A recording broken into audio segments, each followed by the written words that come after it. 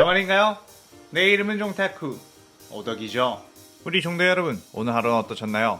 오늘은 인기 애니메이션 귀멸의 가을 세간의 요리치 형제가 탄지로 남매 대신 주인공이었다면 어떠할지에 대한 가상 시나리오 일부입니다. 이 영상에는 원작의 스포일러와 개인적인 견해가 있으니 그 점 유의하시길 바랍니다. 大丈夫ですか? 그럼 시작해볼까요? 귀멸의 칼날에는 혈연으로 된 조합이 꽤나 많습니다. 카마도 남매, 코초 자매, 토미오카 남매, 시나즈가와 형제, 토키토 형제, 렌고쿠 형제, 치이쿠니 형제. 그런데 그 중에서 카마도 남매와 약간의 유사점이 있는 형제가 바로 치이쿠니 형제죠. 그 형제가 만약 탄지로와 네이코를 대신하는 주인공이 된다면 어떨까요? 이 가상 시나리오 컨텐츠는 원작의 고증을 철저히 따라가는 매끄러운 진행되지 않기 때문에 어느 정도의 설정으로나 능력치 보정은 이해해주셨으면 좋겠습니다. 그럼 오늘의 가상 시나리오 시작하겠습니다. 카마도 미치카츠 요리이치는 산속에 있는 외딴 집에서 숫쟁이로 살아가는 탄지로의 쌍둥이 아들로 태어났습니다. 대대로 숫쟁이 가문으로 살아가던 이들, 요리이치는 아빠인 탄지로를 닮아 이마에 특이한 반점을 가지고 태어났는데 병약했던 탄지로는 요리이치가 자신을 닮지 않을까 걱정을 했지만 요리이치는 어릴 적 잔병치레 한 번이 없어 다행이라고 생각했죠. 미치카츠와 요리이치는 쌍둥이지만 성격이 아주 달랐는데 항상 쾌활하고 호기심이 많으며 활동적이었던 미치카츠. 언제나 차분하고 내성적이지만 마음씨가 따뜻한 요리이치였습니다. 이들이 15살이 되던 해에 탄지로는 앓고 있던 지병이 악화되어 사망하게 되었고 미치카츠는 요리이치에게 이젠 우리가 가장으로서 엄마와 동생들을 지켜야 한다고 했죠. 그들은 산에서 나무를 베고 수초로 만들어 아래 마을에 내다 팔며 살았었는데 마을까지 혼자 왔다 갔다 하기에 불안하다며 그들의 엄마는 항상 쌍둥이에게 함께 다녀오라고 했습니다. 하지만 미치카츠는 평소에 농땡이를 피우고 요리이치 혼자 숯을 팔고 오라고 한 후 산과 마을 사이에 있는 친구네 집에 놀러가는 걸 좋아했죠. 그 친구네 집에는 또래 남자아이와 여자아이가 있었는데 그들이 쌍둥이 형제의 유일한 친구였습니다. 어느 날 쌍둥이 형제는 평소처럼 숯을 팔러 내려가고 있었고 미치카츠는 요리이치에게 오늘도 부탁해 라고 하면서 자신은 친구 집을 향해 룰루라 뛰어갔고 요리이치는 혼자 마을에 내려가 숯을 팔았죠. 어느 해가 저물었고 요리이치는 집을 향해 가려고 했는데 마을의 한 아저씨가 고생이 많다며 오늘은 날이 일찍 저물었으니 집에서 묵고 가라고 했습니다. 내성적이었던 요리이치는 그 제안을 거절하지 못했고 그 집에서 하루 묵은 다음 아침 일찍 집으로 갔죠. 그런데 어쩐지 불길한 예감에 집 근처로 들어서자마자 뛰기 시작했고 집 앞에 가자 그 불길한 예감은 맞았다는 걸 알게 되었습니다. 이미 시체가 되어 있는 엄마와 동생들, 요리이치의 항상 차고있던 마음에 엄청난 동요가 일어났고 엄청난 심장박동과 함께 이마의 반점이 더 선명하게 붉어지는 것 같았죠. 그런데 형인 미치카츠의 모습은 없었고 요리이치는 미치카츠를 찾아 친구네 집으로 내려갔습니다. 그런데 친구의 집에는 다랑이 핏자국만 있을 뿐 그 누구도 없었는데 그 주변을 살펴보니 형인 미치카츠의 신발 한 짝이 있었죠. 요리이치는 그의 형과 친구들의 죽음을 예감했고 엄청난 포효를 했습니다. 내 가족들을 죽인 이를 반드시 죽여버리겠다고 말이에요. 요리이치는 다시 집으로 가 가족들의 시체를 수습하고 있었는데 어디선가에 인기척이 느껴져 곧바로 경계를 했습니다. 그를 보니 그는 칼을 차고 있는 검사였고 어쩐지 어두운 분위기가 났죠. 요리이치는 그를 보자마자 그가 가족들을 죽인 범인이라고 생각한 뒤 곧바로 그자에게 덤벼들었고 그는 갑작스러운 공격을 하자 처음 있는 일도 아니라는 듯이 담담하게 제압을 하려고 했습니다. 그는 귀살대 수주 토미오카 기후 보통 혈기의 가족을 잃은 사람들이 분노로 인해 뒤늦게 온 귀살대 누나에게 화를 내고 분풀이를 하려는 경우가 비일비재했기에 적당히 제압한 후 상황을 설명하려고 했죠. 기우는 요리이치를 붙잡고 유도 기술로 넘어뜨리려고 했는데 요리이치는 순간 말도 안 되는 움직임으로 자신의 뒤로 돌아가 도리어 엎어쳐버렸습니다. 기우는 순간 당황하며 머리에 물음표가 가득해졌고 다시 일어나 격투 자세를 취했는데 요리이치의 빠른 공격 한 방에 자세가 무너지며 나라가 넘어졌죠. 기우는 열이 받아 칼을 빼어냈고 요리이치는 옆에 있던 도끼날이 없는 도끼자루를 들었습니다. 기우는 그 나무 막대기를 든 요리이치에게서 왠지 모를 위압감이 느껴졌고 흥분을 가라앉히고 내 이야기를 들어보라고 했죠. 당신의 가족들은 혈기란 존재가 라고 하는 순간 정신이 아득해지며 눈앞이 캄캄해진 기우. 요리이치는 순식간에 뛰어가 나무 막대로 기우의 급소 몇 군데를 동시에 쳐 기절시켜버린 거였습니다. 그렇게 몇 시간 후 눈을 뜬 기우. 그 앞에는 요리이치가 무릎을 꿇고 있었죠. 요리이치는 기우가 일어나자마자 죄송하다고 연신 사과를 했습니다. 요리이치는 칼 든 검사가 찾아오다 보니 가족을 죽인 범인이라고 생각하고 공격을 했는데 생각해보니 가족들의 시체에는 칼에 베인 상처가 아닌 어떤 짐승과도 같은 존재에게 당했다는 게 떠올라 기우는 범인이 아니라는 걸 알았죠. 기우는 이런 오해를 받고 공격을 당하는 경우는 종종 있으니 괜찮다고 했습니다. 물론 자신의 공격을 성공한 것뿐만 아니라 기절까지 시킨 사람은 처음이었지만 말이에요. 기우는 자신은 혈기를 사냥하는 귀살대원으로 혈기의 흔적을 쫓아 이곳까지 왔는데 당신의 가족들은 혈기에게 살해당한 것이라고 했습니다.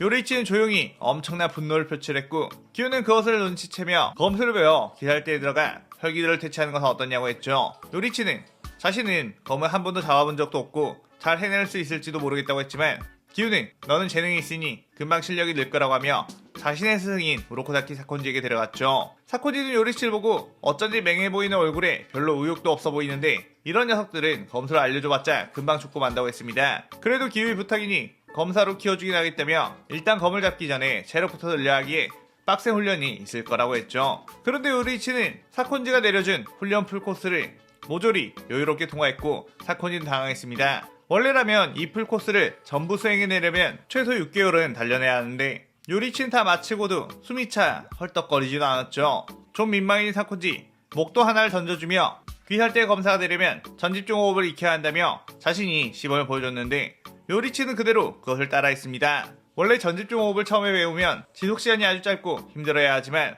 요리치는 마치 그냥 숨쉬는 것처럼 편안해 보였죠. 사콘지는 이 녀석 뭐하는 녀석이지? 라는 생각으로 검술의 기본 동작을 알려줬습니다. 그러면서 원래 검술은 맞으면서 배우는 거라며 대련을 하자고 했죠. 요리치는 목도를 잡은 뒤 검술 자세를 취했고 사콘지는 처음이니까 좀 적당히 때려주면 스승의 위험이 살겠지? 라는 생각으로 공격했습니다. 하지만 그 생각을 끝으로 사콘지의 눈앞은 캄캄해졌죠. 눈을 뜬 사콘지 옆에 있는 요리치가 무릎을 꿇고 있었고 사콘지가 일어나자마자 죄송하다고 기절시킨 생각은 없었다고 빌었습니다. 사콘지는 터무니없는 괴물 그야말로 최강의 재능을 가진 검사가 나타났다는 것에 기뻐했지만 겉으로 티를 낼 수가 없었고 대련하는 거 말고 호흡의 검술을 개발하는 쪽으로 방향을 바꾸기로 했죠.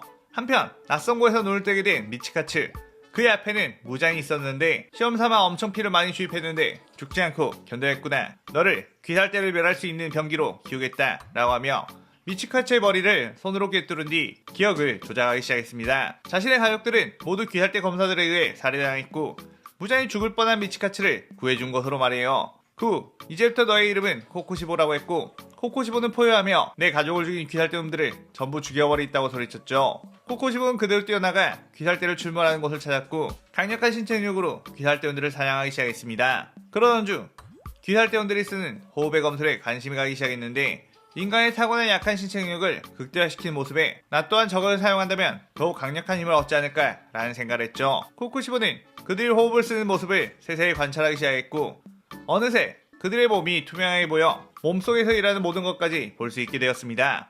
코코시보는 여러 명의 검사를 죽이면서 여러 가지 호흡들을 익혔고 자신에게 맞는 검술을 개발하기 시작했죠. 코코시보는 그러면서 점점 강력한 힘에 눈을 뜨게 되었고 다른 혈기들처럼 혈기술로 사냥하는 게 아닌 칼과 칼이 맞대어 승부를 내는 게 자신에게 엄청난 쾌감을 주는 거라는 걸 알았습니다. 그러던 어느 날 코코시보는 근처에서 혈기와 검사가 싸우고 있는 걸 발견했고 그곳으로 곧장 뛰어가 봤는데 엄청나게 강력한 검사가 두 마리의 혈기들을 압박하며 몸 여러 군데를 날려버렸죠. 코코시보는 그 혈기를 보고 엄청나게 깜짝 놀랐는데 분명히 이들은 자신의 기억에는 없지만 엄청나게 친근한 기분이 들었고 이들을 반드시 구해줘야겠다는 생각을 했습니다. 혈기가 되기 전 코코시보는 요리치에게 숲하는 걸 떠넘기고 항상 규타로 남매와 놀았는데 함께 놀다가 날이 저물었을 때 이제 집에 가야겠다고 생각하는 순간 무장이 나타났고 그들 모두에게 피를 주입해 혈기로 만든 것이었죠. 규타로 남매 역시 무장에 의해 기억 조작을 당했는데 자신들은 요가에서 태어나 인간들의 학대받고 버림받은 뒤 인간들에게 동생 다키가 불태워지고 규타로는 칼에 베어 죽을 뻔한 걸 무장이 구해준 걸로 되어 있었습니다. 그래서 규타로 다키 역시 인간들을 엄청나게 혐오하며 죽이고 있다가 이 검사를 만난 것이었죠. 그는 옛 명주였던 직업으로 이미 귀살대에서 은퇴한 상황이었지만 혈기의 기운을 느끼고 다시 칼을 들어 이들을 대체하려고 했던 거였습니다. 코코시부는 자신이 개발한 후 달의 호흡을 시전하며 지구로와 대치했고 지구로는 혈기와 호흡을 쓴다는 것에 꽤나 놀랐습니다. 지구로는 번개호흡 제1령 병렬일삼을 사용해 코코시보에게 뛰어들었고 코코시보는 그 움직임을 내비치는 세계로 꿰뚫어본 뒤 아슬아슬하게 피한 다음 다리를 칼로 베어버렸죠. 이 번개호흡은 다리에 엄청난 에너지가 응집한 뒤 폭발적인 스피드를 낸다는 걸 파악했고 다리만 베어버린다면 이 승부에서 완승을 할 수 있다고 생각했습니다. 지구로는 코코시보의 엄청난 실력에 놀라며 이제는 필시 귀살대 검사들에게 엄청난 위협을 가져올 존재라고 생각했고 코쿠시보는 그대로 다가가 가차없이 지고를 칼로 베어버렸죠. 다키와 규타로는 자신을 구해준 코쿠시보에게 어쩐지 친근감이 느껴졌고 엄청나게 강해 보이는데 친하게 지내려고 했습니다. 그 시점 요리이치는 사콘지가 더 이상 자신이 가르칠 것이 없다며 양심적으로 요리이치를 보내주었고 요리이치는 귀살대 선별 시험에 참가하게 되었죠. 혈기들은 다들 긴장을 하고 있는 시험자들과 다르게 요리이치의 표정에는 긴장감이 전혀 없었고 괜히 건방져 보인다며 여러 마리가 한꺼번에 요리이치에게 덤볐습니다. 요리이치는 자신의 몸에 맞는 호흡으로 새롭게 만들어낸 검술 헤어호흡을 사용하며 자신에게 덤벼드는 혈기들을 일격에 전부 목을 날려버렸죠.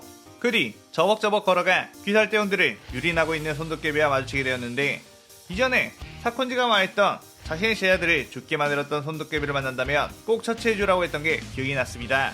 손도깨비는 그동안 인간들을 엄청나게 잡아먹어 예전보다 훨씬 강한 힘을 가지고 있었죠.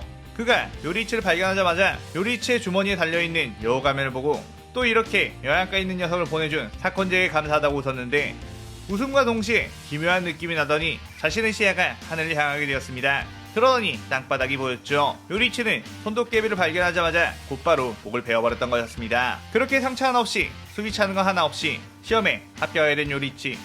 시험장에 있던 시험관들은 역대급으로 시험이 빨리 끝났고 그에다 한 명의 사내가 해냈다는 것에 새로운 바람이 부는 기분을 느끼며 이 시나리오 일부가 끝이 나게 됩니다. 요리이치는 귀살대원이 된 후 본격적으로 무장을 찾기 위한 여정을 떠나게 되었고 그 도중에 어떤 번화가에 들어서게 되었죠. 산골 생활을 했던 요리이치는 화려한 아사쿠사 거리에 대심 놀라며 감상에 젖었는데 어떤 위화감이 들어 그 느낌을 따라 어떤 골목길로 들어서게 되었습니다. 그곳은 분명 아무것도 없는 곳이었지만 요리이치는 어떤 한 곳을 응시하더니 칼로 호공을 베었고 어떤 공간이 열리게 되었죠. 그러자 그곳에는 혈기들이 있었는데 특이하게도 혈기들끼리 싸우고 있는 모습이었습니다. 스사마루 야하마는 무장의 지령을 받고 무장의 저주를 풀어낸 타마요를 쫓아 그녀를 죽이려고 하는 거였죠. 타마요는 요리이치를 보고 휘말리지 않게 하기 위해 도망가라고 외쳤고 스사마루가 요리이치에게 색실공을 던지자 타마요는 요리이치에게 피해가 가지 않도록 몸을 던져 대신 맞았습니다. 요리이치는 혈기가 인간을 위하고 있다는 모습에 꽤나 당황했고 일단 확실한 적은 누구인지를 알았죠. 타마요의 조수 유시로는 타마요가 다치자 분노하며 뛰어들었지만 야하바의 화살표 혈기술에 당해 나무로 날아가 처박혔습니다. 스사마루는 요리이치에게 어떻게 이 결계를 들어온지는 모르겠지만 지지리도 운이 없다며 색실공이 여러 개 꺼내 요리이치에게 던졌죠. 그 순간 요리이치는 자신에게 날아오는 색실공을 전부 잘라버렸고 눈 깜짝할 사이에 스사마루의 목을 날려버렸습니다. 야하바는 그 모습에 당황하며 황급히 혈기를 썼지만 요리이치는 화살표를 전부 피해버리며 야하바에게 접근했죠. 야하바는 보통 인간의 눈에는 내 혈기술이 절대 보이지 않을 텐데 라고 말하며 뒤로 백스텝을 밟았는데 분명 백스텝을 밟았다고 생각을 했고 시야는 요리이치에게서 멀어졌지만 시야에 자신의 몸이 보였습니다. 야하바는 요리이치의 빠른 검술에 이미 목이 잘려버린 상황이었던 것이었죠. 타마요 유시로는 요리이치 실력이 엄청나게 놀랐고 혹시 자신들까지 죽이지 않을까 엄청 긴장을 했습니다. 요리이치는 칼을 겨누며 너희는 정체가 무엇이냐고 물었고 거짓말하는 경우에는 곧바로 목을 베겠다고 위협을 했죠. 타마요는 요리이치의 모든 걸 꿰뚫어보는 듯한 눈빛에 허풍이 아님을 느꼈고 곧바로 나는 혈기의 왕인 무장의 지배에서 벗어난 유일한 혈기이자 무장을 죽이기 위해 계획을 짜고 있는 상황이라고 했습니다. 요리이치는 타마요가 거짓말하는 것 같지 않았기에 무장에 대해서 자세한 상황을 물어보게 되었죠. 타마요는 그 누구보다 무장에 대한 정보가 많았기 때문에 무장과 혈기들에 대해서 설명을 해줬습니다. 한편 코쿠시보는 무장이 무한성에 불러 그곳으로 소환되었고 벌써 엄청난 실력으로 성장한 걸 보며 하연 일에 자리를 주었죠. 그러면서 이미 있던 하연들의 자리가 하나씩 밀리게 되었고 하연 6에 있던 쿄가이는 하연의 자리를 박탈당하게 되었습니다. 무장은 코쿠시보에게 자신의 피가 담긴 유리병을 몇 개 챙겨주며 강해 보이는 인간들이나 혈기가 되고 싶어하는 인간들이 있다면 이 피로 혈기로 만들라고 했고 코쿠시보는 알겠다고 했죠. 그렇게 또다시 귀살대를 사냥하던 코쿠시보 어떤 한 명의 검사와 마주쳤는데 그 검사는 번개의 호흡을 시전하며 빠른 스피드를 보여줬습니다. 코쿠시보는 그걸 보고 이전에 죽였던 늙은 남자보다도 더 느린 스피드구나 라고 말했고 카야쿠는 그 말에 설마 니놈이 스승님을 죽인 혈기냐고 부들거렸죠. 카야쿠는 스승님의 원수를 갚겠다며 다시 한번 번개의 호흡 검술을 사용해 덤벼들었는데 코쿠시보는 그 공격들을 전부 피해낸 뒤 지난번 지고로에게 했던 것처럼 다리를 베어버려 움직임을 봉쇄시켰죠. 그러자 엄청나게 고통스러워하며 두려워하던 카야쿠 제발 목숨만을 달려달라고 애원했고 코쿠시보는 그 모습을 보고 긍지가 없는 녀석이라며 실망했습니다. 카이야쿠는 나는 원래 강한 힘을 가지고 싶어서 번개호흡을 배우고 검사가 되었지만 사실은 원래부터 혈기가 되고 싶었다며 자신을 혈기로 만들어달라고 울며불며 부탁했죠. 코쿠시보는 그의 호흡을 쓸 줄 아는 혈기라면 어느 정도 도움은 되겠지라는 생각으로 피를 나눠줬고 카이야쿠는 혈기가 되었습니다. 한편 요리이치는 여러 명의 아이들이 어떤 곳에 납치되었다는 정보를 듣고 한 저택을 찾아갔는데 그곳은 여러 개의 방이 있었고 수시로 방이 바뀌고 있는 걸 확인했죠. 그러다가 사람들이 있는 것 같은 어떤 방의 문을 열었는데 곧바로 어떤 칼날이 날아와 공격을 했습니다. 요리치는 가뿐하게 그것을 피했는데 그 칼을 휘두른 한 여자는 죄송해요 혈기인 줄 알고 라고 당황을 했죠. 그녀는 귀살대원인 칼로지 미칠이 요리치와 같은 임무를 받고 이 저택에 들어왔는데 아이들을 겨우 구해내긴 했지만 혈기가 자꾸만 방을 바꾸는 바람에 혈기를 처치하지 못하고 있다고 했습니다. 요리치는 주변을 천천히 살펴보다가 왼쪽의 벽을 칼로 베어버려 무너뜨렸고 그러자 전 하연유 쿄가이가 모습을 드러냈죠. 쿄가이는 감히 무척이나 좋은 녀석이라며 장구를 두드려 발톱과도 같은 참격을 날렸지만 요리치는 그 참격을 전부 쳐냈고 미치리 역시 자신 쪽으로 오는 참격을 쳐냈습니다. 쿄가이는 그의 방을 다시 바꾸었고 저자들은 강해 보이니 방을 계속 바꾸어 체력을 빼놓아야겠다는 생각을 했죠. 하지만 그 순간 뒤에서 벽을 베어버리며 요리치가 나타났고 쿄가이는 황급히 장구를 치려고 했는데 요리치는 해호흡을 사용해 쿄가이의 목을 베어버렸습니다. 요리치의 내비친 세계에는 쿄가이의 혈기술이 전부 간파되었고 쿄가이가 어느 쪽에 있는지 알 수 있었죠. 미치리는 요리치에게 도와줘서 정말 감사하다고 사실 자신은 검사가 되긴 했지만 저런 복잡한 혈기술을 가진 혈기를 상대하는 건 여전히 어렵다며 울먹거렸습니다. 요리치는 고개를 끄덕이며 곧바로 다른 곳으로 떠나버렸고 미치리는 이름이라도 물어볼걸 하면서 아쉬워했죠. 한편 코쿠시보는 전문적으로 귀살대원들을 키워내는 자가 있어 혈기들이 많은 피해를 입고 있다는 정보를 듣고 어떤 산에 올라가기 시작했는데 그 끝에 다다르자 두 명의 수련생들이 검술을 단련하고 있는 걸 보게 되었습니다. 그들은 코쿠시보를 보자마자 엄청나게 경계를 했고 코쿠시보는 아직 귀살대원이 되지 않은 것들에게 관심 없다 꺼져라 라고 했지만 그들은 물러서지 않았고 우리 부모님을 죽인 혈기들을 모두 죽여버리겠다라고 하며 코쿠시보에 뛰어들었죠. 그러자 코쿠시보는 가볍게 그 공격들을 피했고 사비토와 마코모의 손목을 날려버리며 다신 칼을 잡지 못하게 했습니다. 그때 물의 옷 공격이 코쿠시보를 향해 날아왔고 코쿠시보의 가슴 쪽을 살짝 베어버렸죠.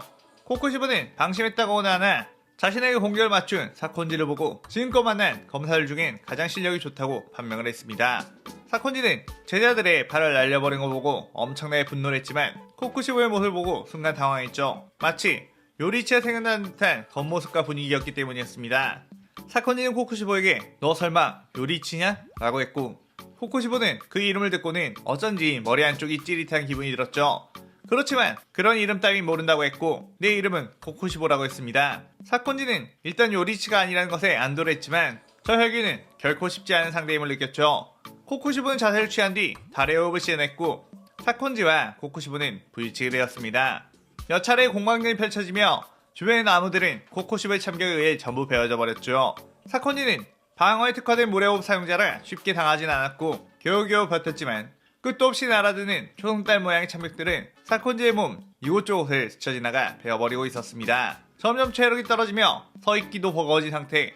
사콘지는 나는 이렇게 죽더라도 내가 키워낸 제자가 반드시 혈기들을 몰살시킬 거라고 말했고 코쿠시보는 그 제자라는 녀석은 내 손으로 꼭 베어주지 라고 하며 사콘지의 숨통을 끊어버렸죠. 한편 요리치는 다음 임무를 받아 나타공산에 올라갔는데 멀리서 울음 섞인 비명소리가 들렸고 그곳에 가보니 미치리가 우왕좌왕하며 어쩔 줄 몰라 하고 있었습니다. 상황을 보니 혈기세에 조종당하고 있는 귀살대원들이 미치리를 공격했고 미치리는 같은 편인 귀살대원들을 죽일 수가 없었기에 그저 피하며 어떻게 해야 할 줄 몰랐던 거였죠. 요리치는 곧장 그들을 조종하는 거미줄을 베어버렸고 이들은 거미줄에 의해 조종당하고 있었다고 했습니다. 미치리는 그렇구나. 당신은 또 저를 도와주셨네요. 감사해요 라고 했는데 그때 또 귀살대원들의 몸에 끊어진 거미줄들이 다시 붙어 이들을 공격하려고 했죠. 그러자 요리치는 이들을 전부 나무 위로 던져 걸어놨고 그러자 조종당해도 움직이지 못하게 되었습니다. 미치는 요리치를 보고 혹시 천재인가? 라며 감탄했는데 요리치는 이 실로 조종하는 혈기를 죽여야 한다며 희미하게 보이는 거미줄을 따라 빠르게 뛰어왔죠. 미치는 이 남자 어디 가는 거지? 라고 하며 따라갔는데 그 끝에는 엄마 거미 혈기가 있었습니다.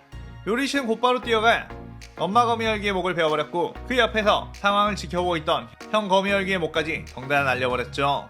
그때 아직 자신을 따라 뛰어오고 있던 미치리 쪽에 아빠 거미 혈기가 두둥 등장했고 그녀에게 강력한 주먹을 날렸습니다. 요리치는 미치리가 있는 쪽까지는 거리가 있어서 구해줄 수가 없는 상황이었고 아빠 거미 혈기의 힘은 저번에 만난 큐어가이보다 강해 보였기에 미치리가 위험에 빠졌음을 직감했죠. 하지만 미치리는 아빠 거미 혈기의 주먹을 잡은 뒤 엎어치기를 해버렸고 거대한 몸집의 아빠 혈기가 바닥에 꽂혔습니다. 미치리는 어이쿠 깜짝아, 갑자기 공격하면 놀라잖아요 라고 화를 냈죠. 아빠 혈기는 일어나 무슨 여자가 이런 괴력을 가지고 있지? 라고 하며 당황했고 미치리는 괴력이라고 하지 말아요 라고 하면서 사랑의 호흡을 사용해 아빠 거미 혈기의 목을 순식간에 날려버렸습니다. 요리치는 꽤나 어안이 벙벙해서 그녀를 쳐다보니 미치리는 복잡한 혈기술만 쓰는 혈기만 아니라면 저도 힘을 발휘할 수 있어요 라고 위풍당당한 포즈를 취했고 요리치는 아 네 라고 했죠. 그런데 그때 거미줄 혈기술이 그들을 향해 날아왔고 그들은 각자의 호흡으로 그 거미줄을 갈기갈기 베어버렸습니다. 어둠 속에서 하얀 옷 루이가 저벅저벅 걸어왔고 내 가족들을 죽인 내 녀석들을 용서하지 않겠다고 이를 부득부득 깔았죠. 미치리는 루이의 꽤나 강한 기기에 긴장하며 자세를 취했고 요리치에게 저 애는 강해 보이니까 조심해요 라고 했습니다. 그런데 순간 무언가가 자신의 옆을 스쳐 지나가며 앞으로 가는 느낌이 들었고 미치리의 머리는 찰랑 하고 움직였죠. 미치리는 뭐지? 라고 말하며 무언가가 지나간 쪽을 바라봤는데 어느새 요리치가 루이의 앞까지 뛰어가 목을 베어 날려버리는 모습이 보였습니다. 루이 역시 요리치의 스피드에 전혀 반응하지도 못하고 요리치의 헤어호흡에 당했고 그대로 땅에 목이 떨어져 소멸해버렸죠. 미치리는 하하 정말 강하시네요 라고 하며 이름을 물었습니다. 요리치는 자신의 이름을 밝히고 돌아가려고 했는데 미치리는 12개월의 혈기를 잡았으니 기랄대 본부에서 맛있는 음식을 줄 텐데 같이 가서 먹는 거 어떠냐고 초롱초롱한 눈으로 바라봤고 요리치는 그 눈빛을 거절하지 못하며 함께 기살대 본부로 가게 되었죠. 그곳에서 하얀호의 혈기를 퇴치한 이들에게 보상을 내렸고 한 단계 계급을 특진시켜줬는데 마침 미치리는 주 바로 전의 계급이었기에 이번 공로로 연주로 임명을 받게 되었습니다. 미치리는 사실 저는 아무것도 한 게 없는데요 라고 하며 거절하려고 했지만 요리치는 미치리가 없었다면 승리하지 못했을 거라며 겸손의 말을 했고 미치리는 연주로 임명됨이 확정이 되었죠. 그때 까마귀로부터 옛 수주이자 귀살대 교육자 우로코다키 사콘지가 혈기의 습격에 사망했다는 소식을 알려주었고 요리치는 깜짝 놀라며 마음속에 고요한 분노가 일어나면서 이 시나리오 2부가 끝이 나게 됩니다. 요리치는 스승인 우로코다키 사콘지가 죽었다는 사실에 엄청나게 열이 받은 상황.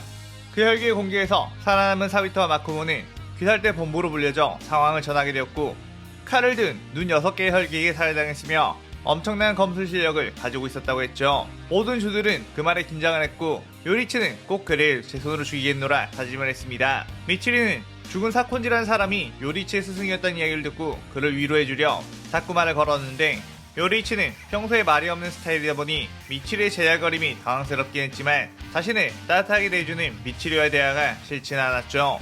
미치리는 요리치에게 어쩌다 기살대원이 되었는지부터 시작해서 좋아하는 음식이나 취미 등 여러 가지를 물어봤고 요리치는 자신의 재미없는 답에 미안해서 미치리에게도 왜 기살대원이 되었는지 물어보게 되었습니다. 미치리는 사실 자신은 결혼한 상대를 찾아 기살대에 왔고 자신보다 강한 남자를 이상형으로 생각하고 있다고 했죠. 요리치는 그렇구나 라고 하며 담담하게 답했는데 옆에서 뜨거운 눈빛이 느껴졌지만 애써 외면했습니다. 그들은 잠시 이곳에 머물면서 다른 조와도 친해지게 되었는데 미치리는 자신에게 검술을 알려준 스승이자 염조인 쿄조로를 소개시켜줬고 쿄조로는 귀할 때 최고의 인싸답게 요리치에게 벽없이 다가와 기운을 북돋아줬죠. 요리치는 미치와 쿄조를 보고 보통 얼굴이 어둡고 경계심이 많은 다른 기살대원들과는 사뭇 다른 빛이 난다고 느껴졌습니다. 미치리는 괜히 쿄조로에게 요리치가 엄청나게 강하다고 자랑했고 쿄조로는 미치리가 인정할 정도의 대원이라면 나 또한 인정하겠다며 칭찬을 아끼지 않았죠. 그렇게 서로 친해지게 된 그들. 어느 날 쿄조로는 한 열차에 많은 이들이 행방불명이 되었고 그것을 조사하러 간 기살대원들도 여럿이 사라져 그곳을 다녀오겠다고 했고 요리치는 음주의 탱행과 미치리와 함께 유곽으로 잠입하게 되었죠. 그렇게 쿄조로는 무한열차에 타 도시락을 왕창 까먹으며 우마이를 외치고 있다가 지원을 하러 온 기살대원 제이치와 이노스케를 만나게 되었습니다. 그러다가 그들은 하얀일 엠무의 혈기술에 빠져 잠에 들게 되었고 엠무의 사주를 받은 아이들이 이들의 정신의 핵을 파괴하려고 했죠. 하지만 본능적으로 위협을 느낀 쿄조로는 무의식적으로 움직여 그들을 저지했고 곧이어 꿈에서 깨어나게 되었습니다. 쿄조로는 주로서 부끄러운 모습을 보였다며 기차를 누비며 무쌍을 찍었고 승객들을 지켜가며 촉수를 베어버렸는데 감이 좋았던 이노스케가 맨 앞칸 쪽에 혈기의 목이 있는 것 같다고 하자 그대로 뛰어가 앞칸을 강력한 화염의 호흡으로 베어버리며 엠무를 처치하게 되었죠. 쿄조로는 무사히 임무를 마쳤다며 이노스케와 제니치에게 수고했다고 격려해줬는데 그때 어디선가에서 엄청난 귀가 느껴져 그곳을 응시했습니다. 코에는 코쿠시보가 저벅저벅 걸어오고 있었고 뇌는 상요노의 표식이 있었죠. 쿄조로는 상요노가 이 정도까지 강한 귀기를 가지고 있다는 것에 엄청나게 긴장을 했고 제니치와 이노스케에게 너네는 절대로 이 싸움에 끼어들지 말라고 했습니다. 쿄조로는 곧바로 화염의 호흡을 시전한 뒤 코쿠시보에게 뛰어들었고 코쿠시보는 달의 호흡으로 맞받아쳤죠. 치열하게 몇 합을 나눈 이들 코쿠시보는 쿄조로의 강력한 검설에 놀랐고 웬만한 혈기들은 이 검사에게 전부 다 질 것 같다는 생각을 했습니다. 쿄조로는 끊임없이 강력한 한 방 한 방으로 코쿠시보를 압박했고 코쿠시보에 내비치는 세계로도 그 움직임을 전부 간파할 수는 없었죠. 그렇게 이것저것 상처가 생기는 코쿠시보. 하지만 코쿠시보는 엄청난 재생력으로 다친 부분을 재생하기 시작했고 쿄조로의 빠르고 강력한 공격에도 점점 적응이 되기 시작했습니다. 코쿠시보는 마침 잘 되었다며 자신의 검술을 마음껏 시험해볼 수 있다고 생각했는데 그동안은 보통 한 방에 기살대원들이 죽어버렸기에 연계 기술을 써먹어보지 못했죠. 코쿠시보는 달의 호흡으로 여러 번의 참격을 날렸고 그 참격들은 초슬딱 모양으로 변해 예측할 수 없는 궤도로 쿄조로의 주변을 돌며 덮쳤습니다. 쿄조로는 그 참격들을 겨우겨우 튕겨냈지만 코쿠시보는 그것에 집중하고 있던 쿄조로에 다가가 근접 공격으로 쿄조로를 압박했고 쿄조로는 마치 자신이 수십 명의 검사와 싸우는 듯한 느낌을 받았죠. 코쿠시보는 그 공격에 번뜩이는 생각이 들었고 자신의 참격에 귀기를 불어넣은 뒤 새로운 기술을 개발했습니다. 달의 호흡, 환상몽. 코쿠시보는 여러 개의 초승달 참격들을 날렸고 그 참격들은 궤도를 그리며 쿄조로에게 다가가는 순간 또 하나의 코쿠시보의 모습으로 변했고 여러 명의 코쿠시보가 검을 휘두르는 것처럼 보였죠. 쿄조로는 그 기술에 당황하며 방어에 집중을 했지만 사방에서 코쿠시보의 분신들이 공격을 했기에 몸에는 상처가 늘어났습니다. 하지만 쿄조로의 눈빛만큼은 흔들리지 않았고 더욱 타오르는 검술로 코쿠시보의 본체 쪽을 압박했죠. 코쿠시보는 매우 기뻐하며 이런 칼부림을 할 수 있다는 것에 감사하다고 했습니다. 하지만 귀살대를 전부 박살내버려야 하는 목적이 있으니 널 죽여야겠다고 했죠. 쿄조로는 더 이상 자신에게 시간이 없다는 걸 알고 화염의 오이 연옥을 시전했고 코쿠시보는 달의 호흡 제8형 원령 윤미를 사용해 받아쳤습니다. 두 기술을 부딪히자 주변에는 엄청난 폭풍이 휘몰아쳤고 구경하고 있던 제니치와 이노스케를 날려버렸죠. 곧이어 폭풍이 거치고 이노스케와 제니치는 최후의 상황을 긴장을 바라봤는데 결과는 쿄조로의 패배. 쿄조로는 상체에 치명상을 입은 상태였고 도저히 회복할 수 없는 수준으로 보였습니다. 쿄조로는 제니치와 이노스케에게 어서 도망가! 라고 소리쳤고 코쿠시보는 놓치지 않겠다 라고 하며 그들을 향해 가려고 했는데 쿄조로는 코쿠시를 붙잡고 놓질 않았죠. 다 죽어가는 인간이라고 볼 수 없을 만큼의 괴력.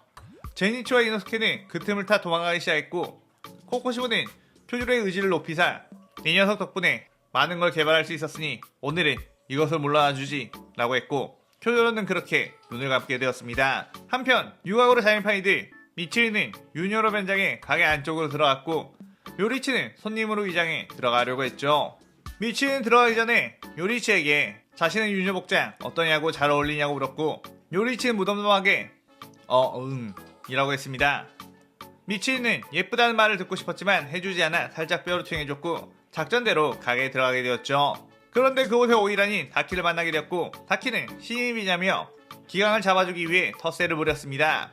미치리는 엄청나게 화사한 다키의 미모에 기가 죽었고 다키는 너처럼 머리색이 이상한 아이가 이곳에서 사랑받을 수 있겠느냐며 갈구기 시작했죠. 그런데 그 순간 내가 볼 땐 그 아이가 당신보다 예쁜데? 라고 하며 요리치가 들어왔고 미치리는 꺄 하며 감동을 받았습니다. 다키는 그의 건방진 소리를 한다며 홧김에 요리치에게 손톱을 세워 공격했지만 요리치는 그 공격을 피했고 미치리에게 이 여자는 혈기다 라고 했죠. 그러자 미치리는 그대로 정광석화처럼 뛰어들어 다키를 덮쳤고 다키는 미치리를 뿌리치려 했지만 자신의 힘보다 훨씬 더 강한 괴력을 가지고 있는 미치리에게 오히려 휘둘리게 되었습니다. 그러자 다키는 혈기의 모습을 드러내며 오비를 날렸고 미치리는 사랑의 호흡으로 그것들을 막아냈죠. 그 순간 요리치가 헤어호흡을 사용해 빠르게 잡고 후 다키의 목을 날려버렸는데 다키는 소멸하지 않았습니다. 이상함을 느낀 요리치 곧이어 다키의 그림자에서 또 하나의 혈기가 튀어나와 요리치를 공격했고 요리치는 그 공격들을 전부 막아냈지만 그 혈기의 모습을 보고 엄청나게 당황을 했죠. 다키 역시 원래 하얀 머리의 모습으로 변했고 다키 유타로 남매가 함께 서있자 요리치는 당혹스러움을 금치 못했습니다. 그들은 어릴 적부터 자신과 친하게 지냈던 친구들, 절대 잊을 수 없는 얼굴이었죠. 비록 혈기가 되어 얼굴에 문양이 생겼지만 그들은 분명 자신의 친구였고 요리치는 이게 어떻게 된 일이라며 살아있었던 거냐고 물었습니다. 하지만 다키 남매는 요리치를 알아보지 못했고 그저 공격을 퍼붓었죠. 요리치는 그 공격들을 피하며 계속 말을 걸었고 제발 정신 차리라고 애원했지만 그들에게는 그저 귀살병의 수작으로밖에 보이지 않았습니다. 하지만 그 상황을 모르는 미치리는 요리치를 지키기 위해 사랑의 호흡으로 그들과 맞서고 있었고 소란이라는 걸 멀리서 듣고 찾아온 음주의리탱겐도 가세하며 그들과 싸웠죠. 요리치는 그저 혼란한 상황, 그들은 혈기가 되어버렸다고 나나 어릴 적 친구들 도저히 제 손으로 죽일 수가 없었습니다. 하지만 이대로 놔뒀다가는 미치리와 탱겐이 죽을 수도 있는 상황인데다 많은 피해자가 발생할 것을 알았죠. 자신의 소중한 친구들이 더 이상 사람들을 죽이지 않게 하는 것도 친구로서 해줘야 할 일. 요리치는 그의 마음을 다잡고 해협을 시작했습니다. 규타로 다키는 싸우고 있는 와중에 어디선가에서 엄청난 위압감이 느껴진다고 생각했고 그것을 보니 요리치가 무언가를 준비하고 있음을 알 수 있었죠. 그것을 막으려고 다키와 규타로는 동시에 요리치에게 혈기술을 날렸는데 해협의 검술이 그것들을 전부 쳐내며 그들에게 다가갔고 다키와 규타로의 목을 동시에 날려버렸습니다. 그들의 목은 동시에 떨어져 굴러갔고 요리치 발밑에서 멈췄죠. 규타로는 이렇게 허무하게 패배하다니 라고 하며 부들거렸는데 위에서 갑자기 물이 뚝뚝 떨어짐을 보게 되었습니다. 규타로는 어이 이 녀석 왜 우는 거냐? 라고 물었는데 요리치는 다키와 규타로의 목을 끌어안고 눈물을 흘리고 있었죠. 다키는 그의 혹시 요리치 오빠? 라고 했고 요리치는 눈물을 흘리며 그녀를 바라봤습니다.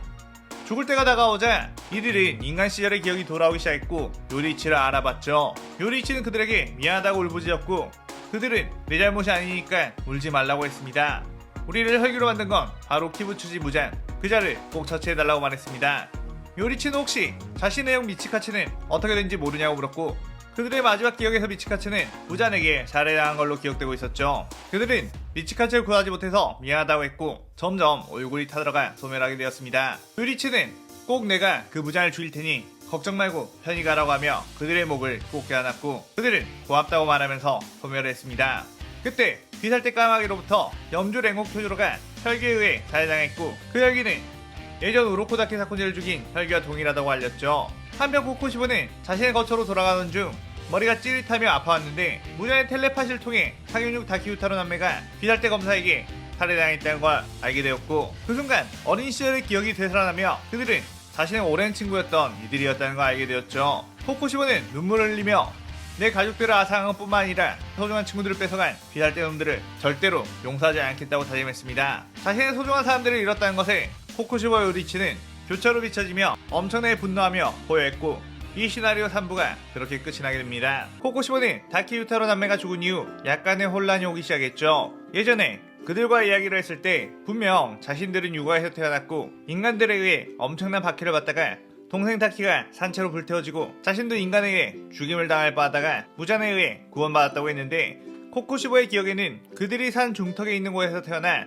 자신과 함께 평화롭게 자랐기 때문이었습니다. 그리고 그들과 함께 놀았던 또 한 명의 누군가가 있었던 것 같은데 그는 기억이 잘 나지 않았죠. 어째서 이렇게 서로의 기억이 다른 건지 궁금해졌고 무장에게 물어보고 싶었지만 그것에 대해 진실을 알려줄 것 같지 않았기에 무장에 가까운 곳에서 비밀을 파헤쳐보기로 했습니다. 하지만 무장은 기본적으로 상윤이 1인 도우마나 상윤이 아카자 그리고 충실한 조수 역할을 하는 나키메에게만 개인적인 이야기를 하는 것 같았기에 코코시보는 상윤이의 자리를 향해 가기로 마음먹었죠. 애초에 혈기가 되고 달의 호흡을 익힌 후에 싸움의 재미를 엄청나게 느끼게 되었고 정점에 올라보고 싶다는 생각이 들었습니다. 코코시보는 애초에 자신보다 약해 보이는 교코와 한텐군을 제끼고 곧바로 상윤이인 아카자에게 교체 결전을 신청했죠. 아카야는 싸움이라면 사주고 못쓰는 타입이었기에 곧바로 승낙을 했고 이들은 곧바로 싸우게 되었습니다. 아카자 역시 교체혈전으로 차례차례 상현들을 꺾으며 상윤이의 자리까지 올라간 상황. 도우마의 자리까지 노리고 있는 싸움광인 별명에 걸맞게 시작하자마자 폭풍처럼 주먹을 날렸고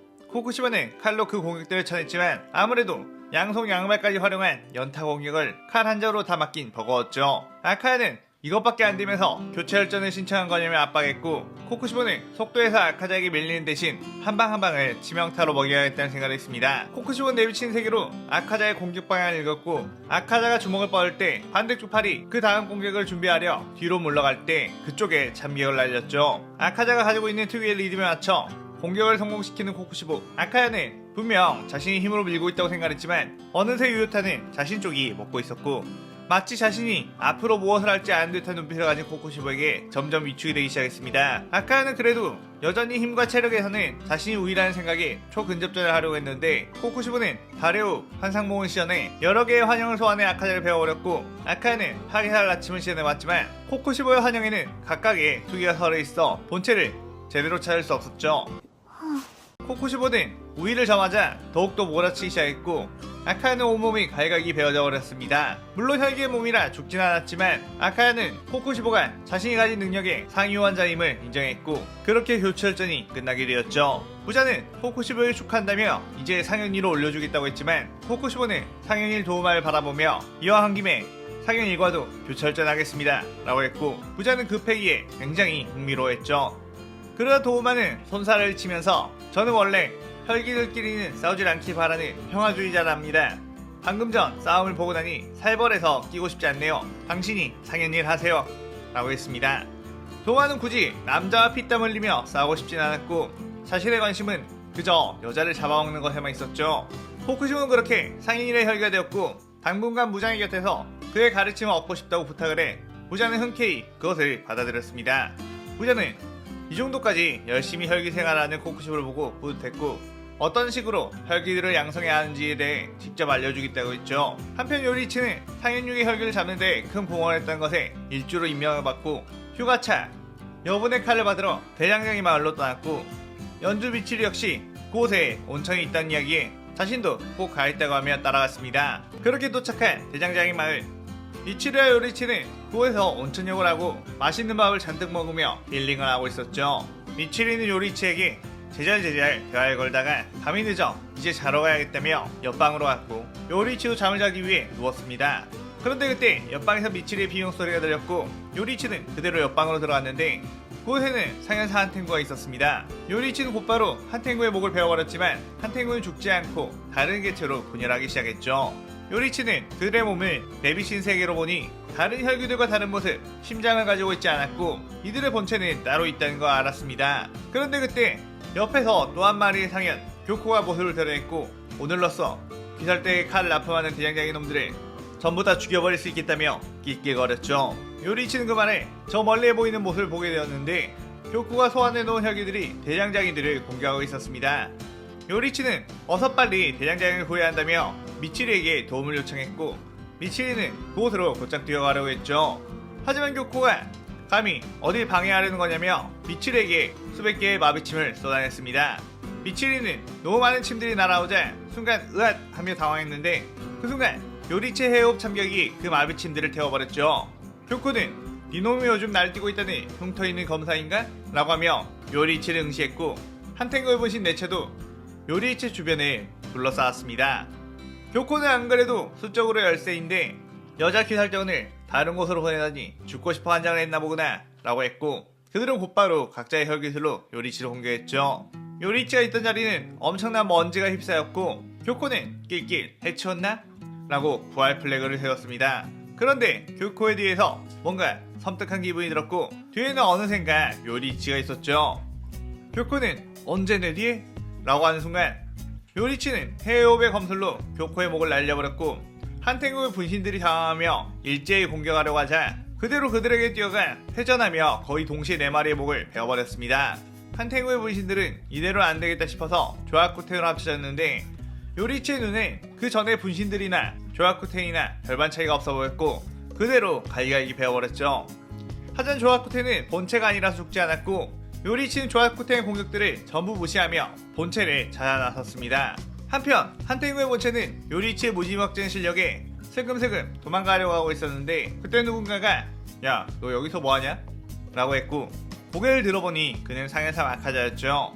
아카자는 며칠 전 교체혈전에서 코쿠시보의 패배에 굉장히 자존심이 상한 상태였고, 귀살대 녀석들이나 좁혀면서 기분 전환하려고 이곳에 온 거였습니다. 한탱구는 비켜! 난 지금 볼 일이 라고 했는데 요리치가 어느새 아카자의 귀기를 느끼고 접근했고 한탱구의 본체를 발견하게 되었죠. 아카야는 한탱구 너 아직 싸우고 있는 중이었나? 난 잠시 자리를 비켜주지 라고 하며 뒤로 빠졌고 요리치는 엄청난 위압감을 드러내며 한탱구의 본체에 다가왔죠. 한탱구는 당황하며 아카자에게 도움의 손길을 뻗었지만 곧장 요리치의 칼날에 목이 날아가 버렸고 한탱구는 젠장 아카자 저 녀석만 아니었어도 난 도망갈 수 있었을 텐데 이놈도 어차피 곧 이 남자한테 죽을 거다 라고 아카자를 저주하며 소멸했습니다. 아카야는 그런 요리치를 보고 오묘한 기분이 들었는데 마치 코코시부를 본 듯한 기분. 비슷한 체형은 물론이고 생김새까지 비슷해 보였죠. 아카야는 오히려 잘 되었다며 코코시부에 당한 것을 이자에게 전부 갚아주겠다고 생각했습니다. 요리치 역시 아카자를 보고 지금까지 만난 혈기들과는 사뭇 다른 강함을 가지고 있는 자라는 걸 알았고 긴장하며 자세를 취했죠. 아카야는 처음부터 전력으로 간다며 파괴살 아침을 씌운 후 요리치에게 뛰어들었고 맹공격을 퍼붓었습니다. 요리치는 그의 아슬아슬하게 주먹들을 피해냈고 미처 피하지 못한 공격은 칼날로 흘려보냈죠. 한바탕의 포화가 쏟아진 후 잠깐 소강 상태에 들어서자 아카야는 엄청나게 열이 받기 시작했습니다. 어째서 저 녀석 또한 내 공격을 미리 예측이라는 것처럼 피할 수 있는 거냐고 말해요. 아카야는 그러다가도 그래봤자 저 녀석은 인간이라고 체력과 회복력 자체가 상인이나 비교할 수 없을 정도일 테니 장기전으로 가면 무조건 자신의 승리라고 생각했습니다. 그리고 코코시보에 졌던 건 코코시보가 혈기술로 여러 개의 투기를 만들어내 나침으로 읽지 못했기 때문이었고 이제는 혈기술을 쓸 수 없으니 저자의 투기만 잘 읽고 싸우면 어렵지 않게 이길 수 있을 거라고 생각했죠. 요리치는 해외 호흡을 시전하며 저벅저벅 걸어왔고 아카야는 요리치의 투기를 잊기 시작했습니다. 잠깐 고요한 상황이 되었고 순간 요리치가 움직였는데 아카야는 그대로 양팔이 날아가 버렸죠. 아카야는 이게 무슨? 이라고 당황했는데 그 이유는 요리치에게서 아무런 투기가 느껴지지 않았기 때문이었습니다. 마치 꼿꼿이 뿌리 내리고 있는 거대한 나무와도 같은 느낌. 도무지 적을 앞둔 사람이라고는 느껴지지 않았죠. 하지만 요리치의 공격은 엄청나게 날카로웠고 나침에 의지하는 게 습관이 되어있던 아카자는 요리치의 공격에 속수무책으로 당할 수밖에 없었습니다.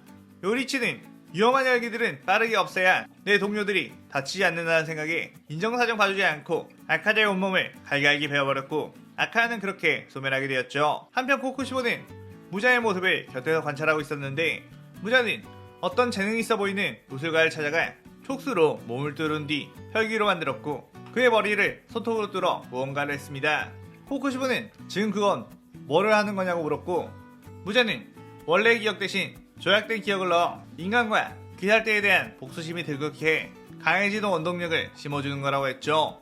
코코시보는 그의 자신에게도 그와 같은 짓을 했냐고 물었고 무자는 그랬기에 네가 이렇게 강해질 수 있었던 것이라고 아무렇지 않게 말했습니다. 코코시보는 지금까지 살았다는 것에 엄청나게 열이 받았지만 무자에게 대항하면 곧바로 죽을 수도 있었기에 겨우 참으며 원래의 기억을 되돌려줄 수 있느냐고 부탁했죠. 무자는 그의 인간 시절의 기억이 뭐가 중요하냐고 약해 빠진 인간일 때의 기억은 전부 다 있고 혈기로서 최상위 포식자가 되었다는 그 사실에 감사하며 나를 따르라고 했습니다. 그때 무자에게 들려온 소식 대장장이 마을로 갔던 상현호 교코, 상현사 한탱구, 상현사 마카자까지 한 명의 검사에게 살해당했다고 했죠. 무자는 엄청나게 분노했고 코코시보에게 그 검사 녀석을 어떻게든 찾아 죽이라고 명령했습니다. 그 말 들은 코코시보는 그래도 굉장히 강한 혈기였던 아카자가 패배했다는 것에 그 검사에게 흥미가 생겼고 자신이 그 검사를 찾아 꼭 죽일 테니 죽이게 된다면 자신의 원래 기억을 되돌려주라고 했죠. 무자는 그에 씩 웃으며 생각해 보겠다고 했습니다.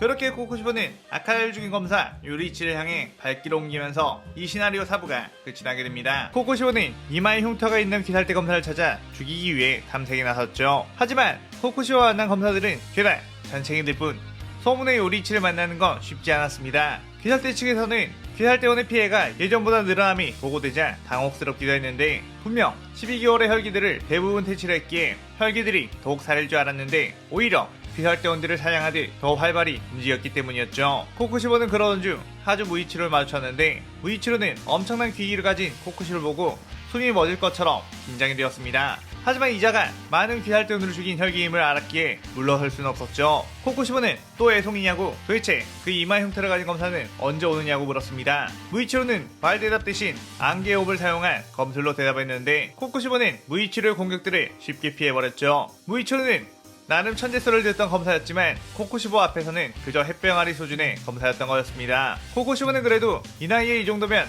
미리 싹을 잘라놓는 것이 좋겠다며 달의 호흡으로 무이치루의 팔목을 날려버렸죠. 하지만 무이치루는 그에 굴하지 않고 쥐로서 끝까지 싸우다가 죽을 각오라며 다시 덤벼들려고 했습니다. 코쿠시보는 그 모습에 꽤나 감동하며 그래 검사답게 최후를 맞이하겠다는 건가?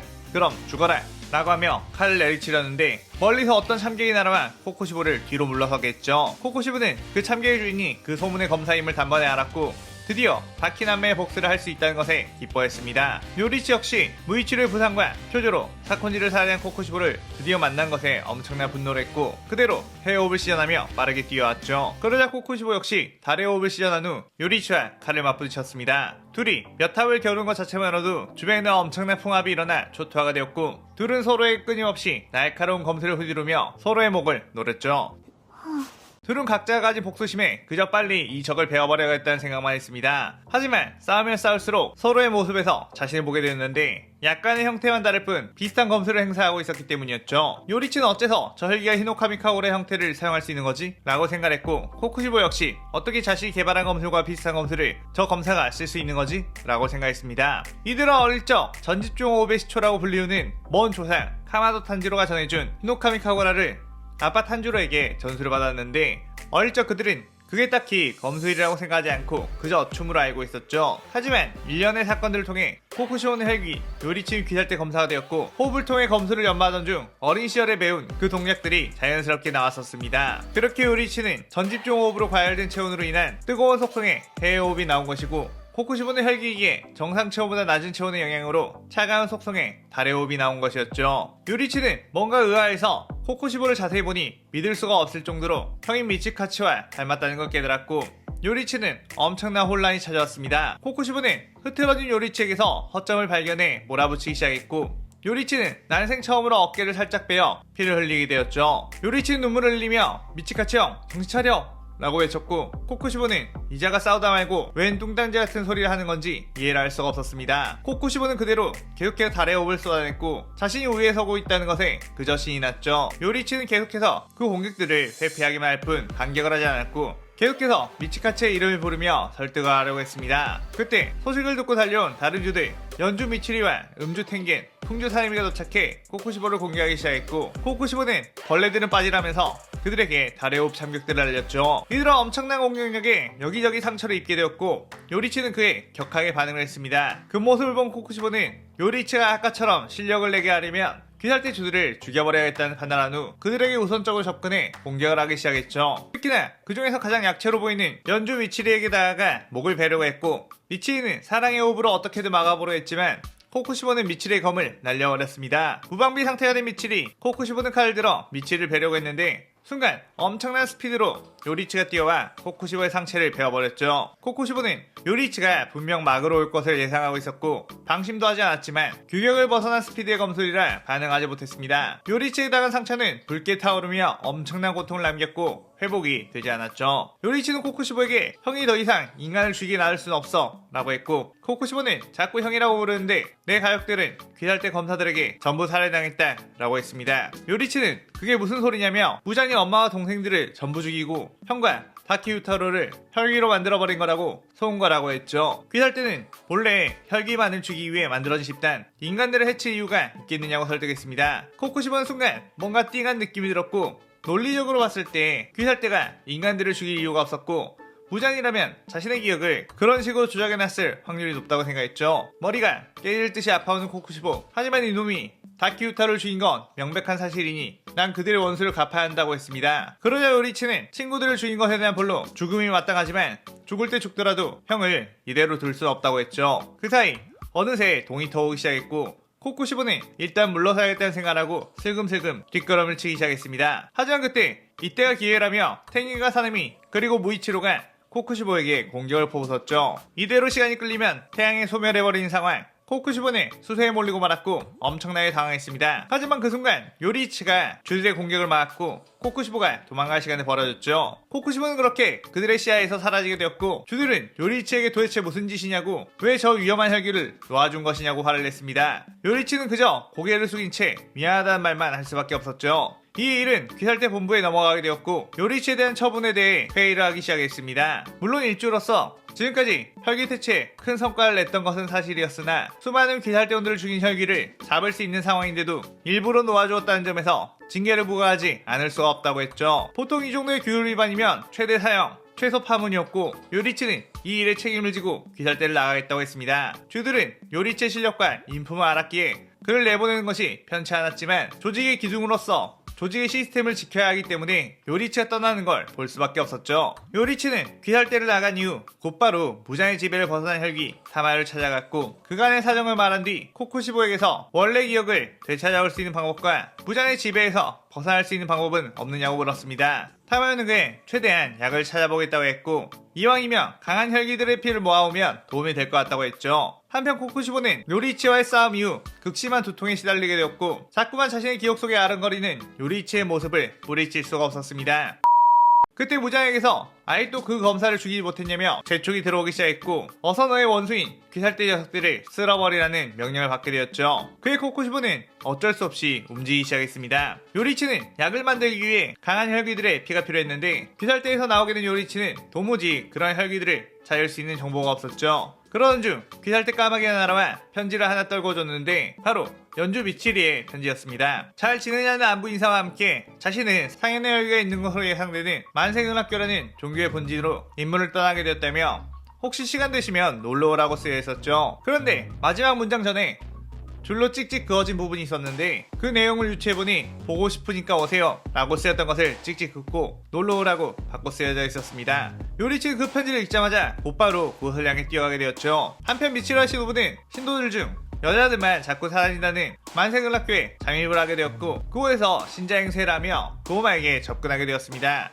도마는 아름다운 신호부와 미치를 보고 굉장히 반가워했는데 그들이 귀살대원임을 알면서도 능청스럽게 방 안으로 들이게 되었죠. 긴장하며 미치리와 신호부는 도마를 살펴봤는데 도마가 먼저 말을 꺼내며 예전에 먹지 못해 아쉬웠던 꽃의 호흡을 쓰던 여검사가 생각이 난다고 했습니다. 그러자 신호부는 참지 못하고 곧바로 도마를 공격했고 미치리 역시 신호부를 도와 도마를 공격했죠. 하지만 도마는 강력한 신체능력과 혈기술로 이들을 발라버렸고 얼음 혈기술로 그녀들의 손과 발을 얼려 움직이지 못하게 했습니다. 도마는 여유를 부리며 이제 다 끝났으니 천천히 맛을 볼까? 라고 하며 다가왔죠. 도마는 음흉한 눈빛으로 더 살집이 많은 미치리를 보며 입맛을 다셨는데 미치리는 위기 상황이 되자 자신도 모르게 요리이치 라고 외쳤습니다. 도마는 갑자기 누굴 부르는 거냐고 어이없어 했고 그대로 미치리의 목을 날카로운 송곳니로 물려고 했죠. 그 순간 방문이 박살나며 참격이 날아왔고 도마는 순간 반사신경으로 그 참격을 막았지만 멀리 튕겨져 나가버렸습니다. 미치리는 그 참격이 날아온 것을 보니 요리이치가 뛰어오고 있음을 알게 됐고 으앙 하고 울음을 터뜨렸죠. 요리이치는 그녀들을 묶어놓은 얼음들을 칼로 부셨고 안전한 곳에 피해 있으라고 했습니다. 그 순간 얼음 혈기술이 요리이치를 덮쳤고 도마가 정색을 하면서 감히 내 신성한 식사 시간을 방해하다니 곱게 죽여주진 않겠다고 했죠. 하지만 요리이치를 덮쳤던 얼음들은 순식간에 녹아 사라졌고 요리이치의 엄청난 위압감만이 그 방을 가득 채웠습니다. 도마는 당황하며 코쿠시보? 라고 하다가 코쿠시보는 아닌데 비슷한 느낌이 드는군 이라는 말을 했죠. 요리이치는 도마의 눈에 박힌 상현이라는 표식을 보고 어쩐지 활력이 솟는 느낌이었습니다. 도마는 철부채를 휘둘러 요리이치를 공격하려고 했는데 분명히 부채를 휘둘렀다고 생각했지만 혈기술이 나오지 않았죠. 눈을 깜빡여 보니 이미 요리이치는 자신의 앞에 있었고 부채를 휘두른 자신의 팔은 칼에 베어 밑에 떨어져 있었습니다. 요리이치는 해여우 검술을 사용해 도마의 온몸을 갈기갈기 베어버리기 시작했고 도마는 엄청난 고통에 휩싸이며 비명을 질렀죠. 요리이치는 칼로 도마의 두개골을 찔러 바닥에 꽂은 뒤 도마의 눈을 똑바로 보고 말했습니다.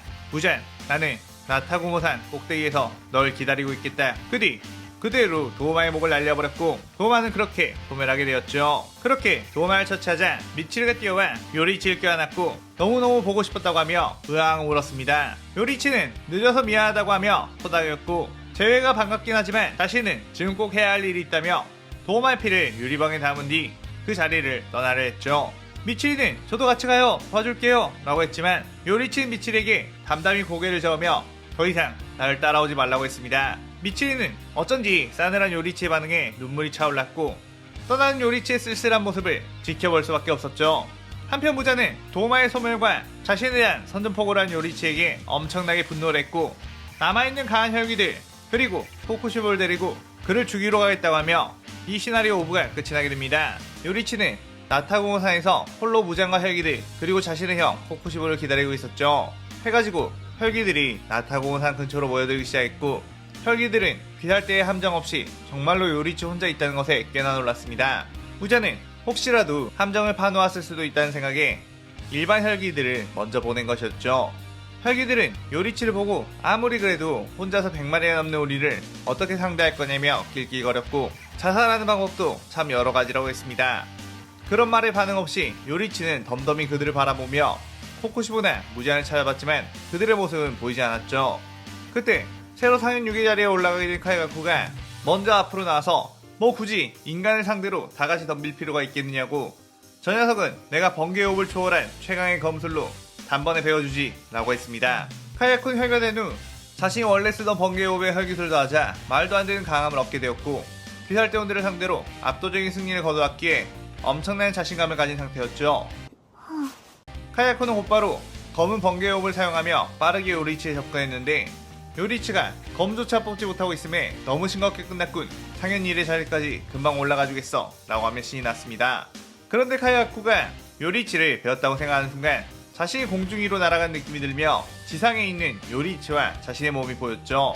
분명 검을 뽑지도 못했던 요리치의 손에는 검이 들려 있었고 자신의 몸뚱이는 검을 휘두르지도 못했습니다. 카이가쿠는 이게 말이 되는 거냐며 어떻게 인간 따위에게 목이 베이는 거냐고 울부짖으며 소멸하게 되었죠. 그걸 지켜보고 있던 혈기들은 요리치 위압감에 놀랐고 예정대로 다 함께 덤벼 죽여버리자며 행동을 개시했습니다.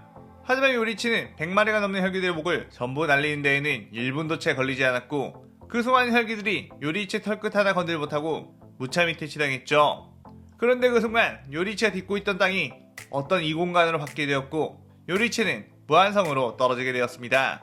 부자는 나키메를 시켜 일부러 혈기들에게 유리한 무한성으로 요리치를 끌어들이게 된 것이었죠. 무한성에는 방금 전 요리치에게 덤볐던 혈기들보다 훨씬 더 많은 혈기들이 대기하고 있었고 그 중에는 코쿠시보까지 있었습니다. 이제 넌 도가니든 쥐라며 요리치에게 덤벼들어가 했는데 코쿠시보는 그 혈기들의 몸을 갈갈기 베어버렸고 저 녀석은 내가 상대한다. 이 싸움에 끼어드는 자들은 내가 용서치 않겠다 라고 울음장을 놨죠. 요리치는 올 것이 왔다며 해호흡을 시연했고 코쿠시보는 달의 호흡을 시연했습니다. 그렇게 또다시 맞붙게 된 코쿠시보와 요리치 둘은 엄청나게 치열한 공방전을 펼치며 주변을 초토화시켰는데 혈기들은 침을 꼴깍 삼키면서 그 결과를 지켜봤고 그건 무잔 역시 마찬가지였죠. 그런데 점점 요리치가 코쿠시보를 압도하더니 코쿠시보의 몸 이곳저곳을 베어버린 후 날려버렸습니다. 저 멀리로 날아가 처박힌 코쿠시보는 일어나지 못했고 혈기들은 코쿠시보가 패배함에 따라 때로 덤비기 시작했죠. 요리치는 자신에게 덤벼든 혈기들을 전부 베어버리며 무장이 있는 곳을 찾아 뛰어갔고 부자는 어서 요리치가 지치기를 기다리고 있었습니다.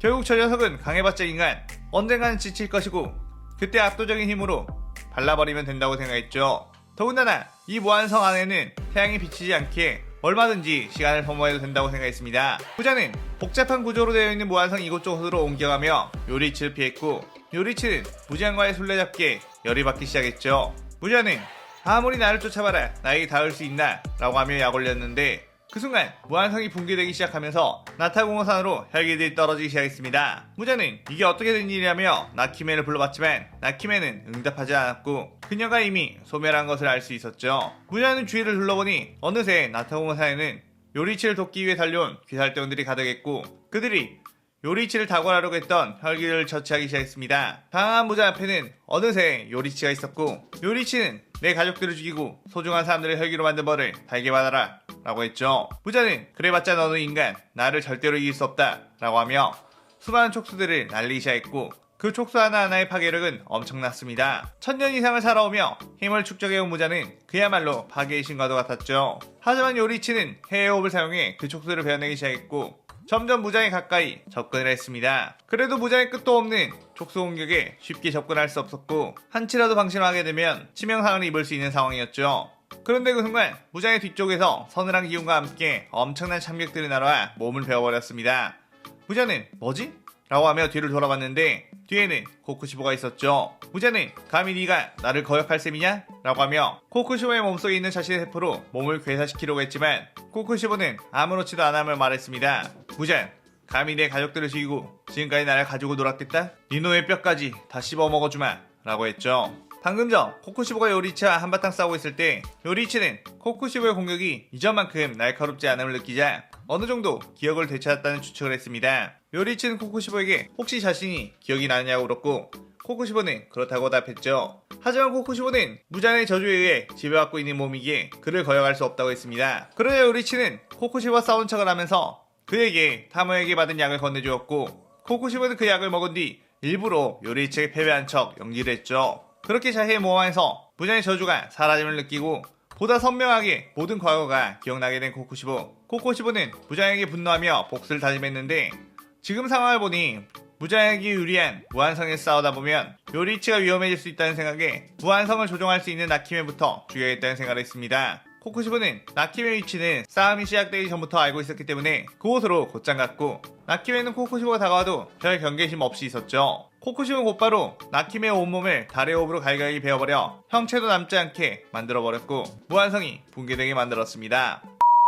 무자는 코쿠시보가 자신을 배신하고 자신의 지배에서 벗어나자 감히 주인에게 대드냐면서 촉수를 코쿠시보에게 날렸는데 그 순간 요리치 해호흡이 뒤에서 날아와 무자의 등짝을 베어버렸죠. 무자는 요리치의 혁도에 극심한 고통을 받게 되었고 저자의 공격을 여러 번 맞았다가는 큰일 나겠다고 하며 요리치를 경계했습니다. 하지만 그 순간 코쿠시보의 달의 호흡이 날아와 무장의 등짝을 베었고 혁도에 당한 상처가 더 벌어지며 자신도 모르게 끄악 소리가 나왔죠. 무자는 둘을 동시에 공격하기 위해 요리치와 코쿠시보에게 가까이 촉수를 날렸는데 무장이 뽑을 수 있는 촉수에는 한계가 있었고 그게 양쪽으로 분산이 되자 아까와 같은 위협은 없었기에 요리치와 코쿠시보는 그 촉수들을 갈갈이 베어버리며 무장에게 접근할 수가 있었습니다. 요리치와 코쿠시보는 함께 리듬을 맞춰 각자의 호흡으로 무장을 베어냈고 요리치의 뜨거운 혁도의 칼날과 코쿠시보의 차가운 칼날이 번갈아가며 데미지를 입히자 무자는 고통에 몸부림치기 시작했죠. 멀리서 그 모습을 바라보고 있던 주들은 그들의 검술에 황홀함이 느껴질 정도. 게다가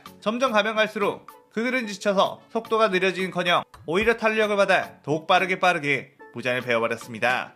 무자의 재생력 이상으로 빠른 검술에 당한 무자는 결국 온몸이 조각조각 나기 시작했고 그 조각들은 또다시 그들의 검술에 난도질 당해 형체도 없이 부서져갔죠. 무자는 자신이 만들어낸 혈기와 한낱 인간에게 당할 줄은 꿈에도 몰랐고 엄청난 고통 속에서 비명을 지르며 소멸해갔습니다. 주들은 무자의 퇴치됨에 눈물 흘리며 기뻐했고 요리치에게 달려가려고 했죠. 하지만 요리치와 코쿠시보의 분위기가 심상치 않아 보였고 주들은 그 분위기에 압박되어 가까이 가지 못했습니다. 다 끝난 것이 아니었나? 라고 생각하고 있을 때 코쿠시보는 달의 호흡을 하더니 요리치를 공격했고 요리치는 그 공격들을 힘겹게 방어를 했죠. 둘의 싸움은 먼지 폭풍을 일으켜 주변을 뿌옇게 만들었는데 잠시 소강 상태가 되고 먼지가 걷히자 요리치가 해호흡의 자세를 하고 있었고 코쿠시보 역시 발도 자세를 취하고 있었습니다.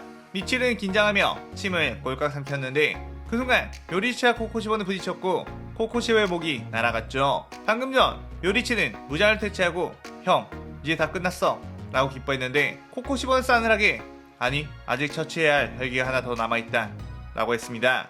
요리치는 그게 무슨 말이지? 라고 생각했는데 코쿠시보가 난데없이 자신을 공격하기 시작했고 요리치는 왜 이러는 거냐며 당황했죠. 코쿠시보는 나는 이미 수백 명의 사람을 죽여온 살인기다. 아무리 무장에게 유용을 당했다고 나나 그들을 죽이는 건 내 의지였지. 그러니 마지막만큼은 너와 실력을 겨루다가 너에게 최후를 맞이하고 싶다 라고 했습니다. 요리치는 분명 형을 인간으로 되돌릴 수 있는 방법이 있을 거라고 그런 소리 하지 말라고 했지만 코쿠시보는 인간들을 그렇게 죽여놓고 난 다시 인간이 되어 살아가라고? 그건 있을 수 없는 일이야. 다른 이들의 눈에는 난 그저 사악한 혈기. 그리고 어차피 난 예전 무잔에게 혈기로 만들어졌을 때부터 이미 죽은 것이나 다름없다.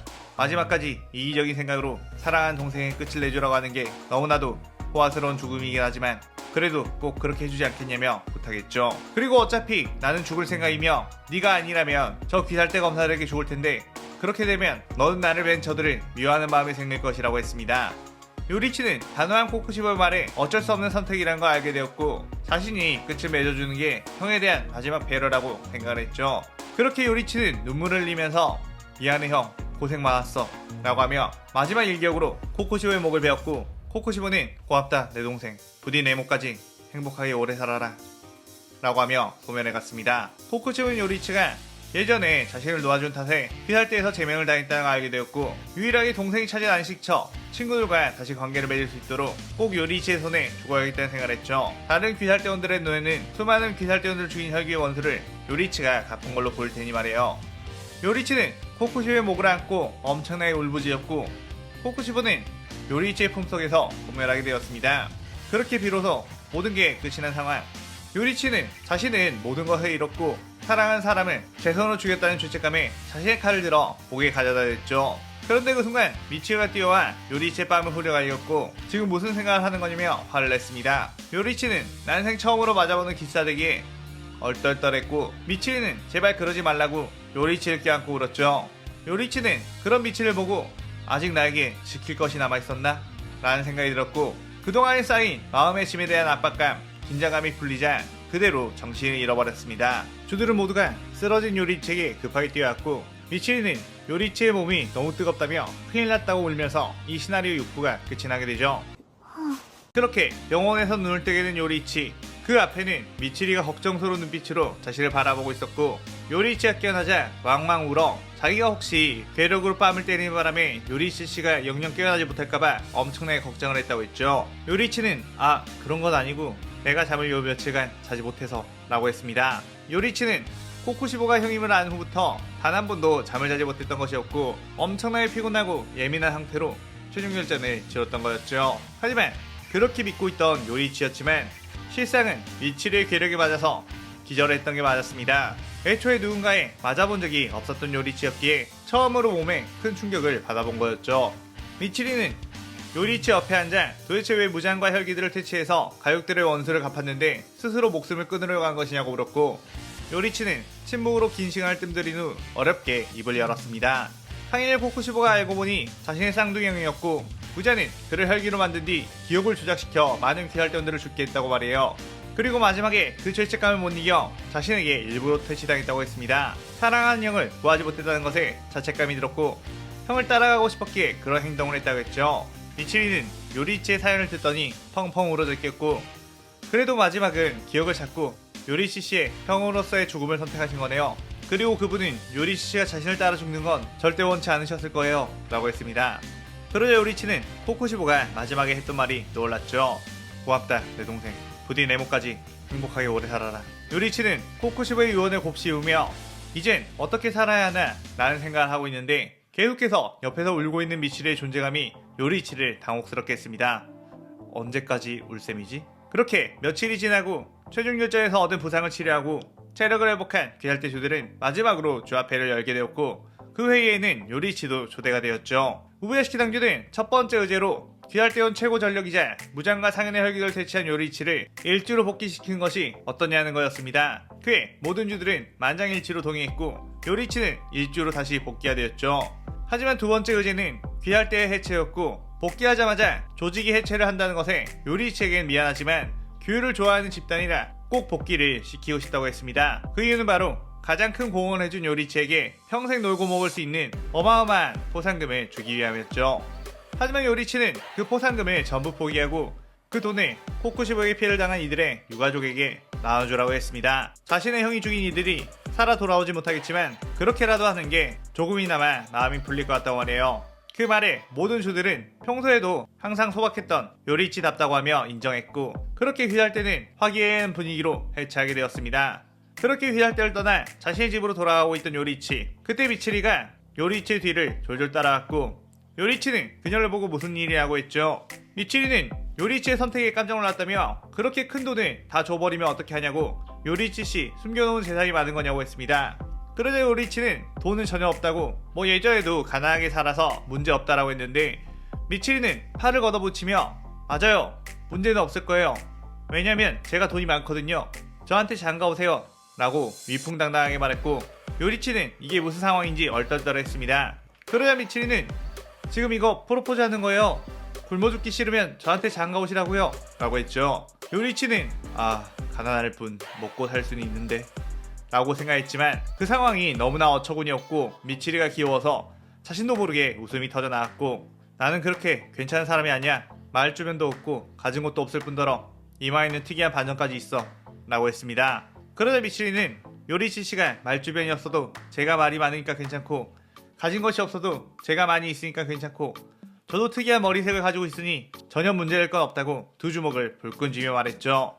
미치리는 항상 조용하고 말주변이 없는 자신에게 밝은 에너지를 안겨줬고, 자꾸만 신경이 쓰였던 만큼 요리치 역시 미치리에게 호감이 있었습니다.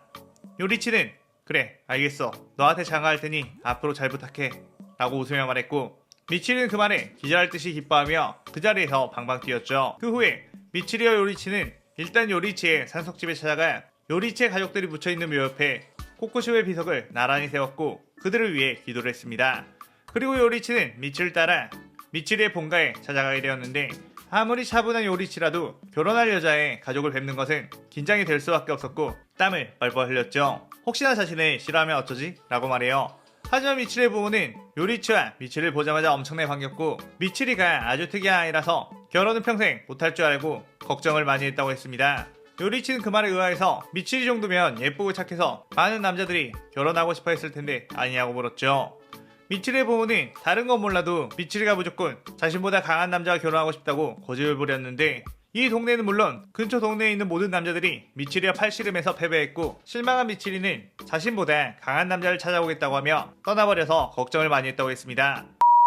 딸이 원하는 남자라면 좋긴 하지만 미치리보다 강한 남자라면 우락부락하고 난폭한 사람을 데려오면 어쩌나 말이에요. 하지만 막상 데려온 당신을 보니 평범해 보여서 미치리의 생각을 고쳐먹은 것 같다며 다행이라고 했습니다. 그러자 미치리는 그게 무슨 소리냐고 자신의 이상형은 바뀌지 않았다며, 요리치 씨는 최강의 검사라서 나를 여러 번 위기에서 구해주셨다고 했죠. 그의 미치리 부모는 엄청나게 놀랐고, 이렇게 평범해 보이는 사내가 그런 힘을 가졌다고? 라고 하며 놀랐습니다.